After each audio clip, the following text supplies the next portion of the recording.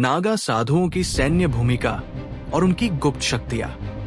क्या आप जानते हैं कि ऐसे सन्यासी भी हैं जो न केवल अपनी आध्यात्मिक साधनाओं में माहिर हैं, बल्कि युद्ध के मैदान में भी दुश्मनों के छक्के छुड़ा सकते हैं? कौन है ये नागा साधु और क्या वाकई उनके पास ऐसी गुप्त शक्तियां हैं जो विज्ञान की समझ से परे हैं? आइए एक रहस्यमयी यात्रा पर निकलते हैं जहां इतिहास और रहस्य एक साथ मिलते हैं।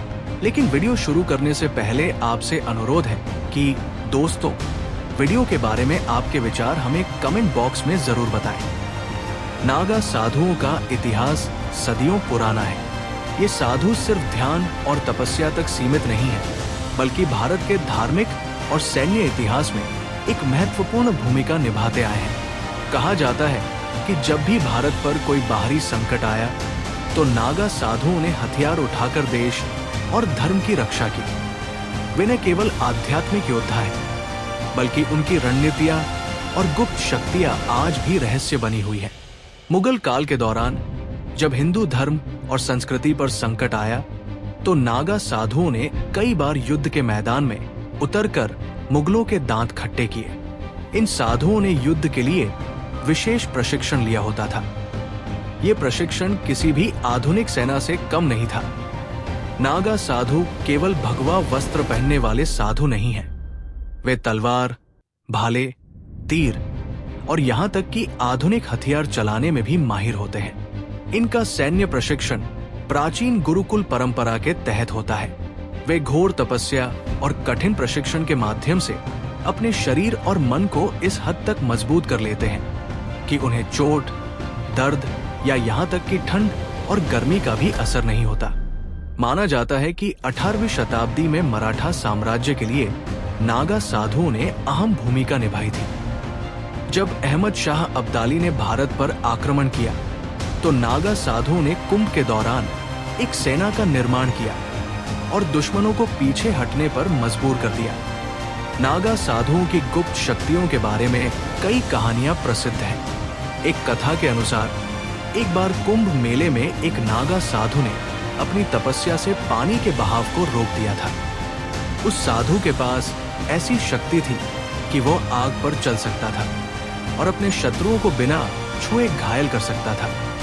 कहते हैं कि ये साधु अपनी साधनाओं के माध्यम से पंच महाभूतों जल, अग्नि, वायु, पृथ्वी और आकाश पर नियंत्रण पा लेते हैं। उनकी साधनाएं इतनी गहरी होती हैं कि वे अपने शरीर की ऊर्जा को युद्ध में बदल सकते हैं। अक्सर ये भी माना जाता है कि नागा साधुओं के पास कुछ ऐसे गुप्त मंत्र और यंत्र होते हैं जिनकी मदद से वे दुश्मनों की गतिविधियों को पहले ही भांप लेते हैं। कई इतिहासकार और शोधकर्ता आज भी इन शक्तियों की सच्चाई को पूरी तरह समझने में असमर्थ हैं। नागा साधु बनने की प्रक्रिया बेहद कठिन और रहस्यमयी होती है। ये केवल एक आध्यात्मिक यात्रा नहीं है, बल्कि एक गुप्त समाज में प्रवेश करने जैसा है। दीक्षा के दौरान साधुओं को कई कठिन परीक्षाओं से गुजरना पड़ता है। उन्हें अपने सांसारिक जीवन का त्याग करना होता है और इस नए जीवन में प्रवेश करने के लिए अपनी मानसिक और शारीरिक शक्ति को साबित करना होता है। कहा जाता है कि दीक्षा के समय नागा साधुओं को कुछ ऐसे गुप्त मंत्र और साधनाएं सिखाई जाती हैं जिनसे वे युद्ध और आत्मरक्षा में पारंगत हो जाते हैं। ये प्रक्रिया इतनी गुप्त होती है कि इसके बारे में बाहरी दुनिया को कुछ भी पता नहीं चलता। आधुनिक युग में भी नागा साधु अपनी परंपरा को जीवित रखे हुए हैं।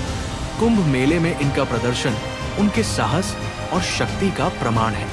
जब ये साधु हाथों में त्रिशूल और तलवार लिए अपने शरीर पर भस्म लगाकर अखाड़ों में प्रवेश करते हैं तो ऐसा लगता है जैसे प्राचीन भारत जीवंत हो उठा हो। इनकी गुप्त शक्तियां और सैन्य कौशल आज भी लोगों के लिए रहस्य बने हुए हैं। क्या ये केवल तपस्या का परिणाम है या इसमें कोई अलौकिक शक्ति छिपी है?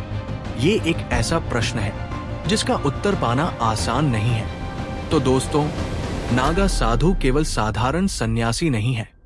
वे आध्यात्म और शक्ति का वह संगम है जो न केवल भारत के धार्मिक इतिहास को समृद्ध करता है, बल्कि इसकी रक्षा के लिए हमेशा तत्पर रहता है।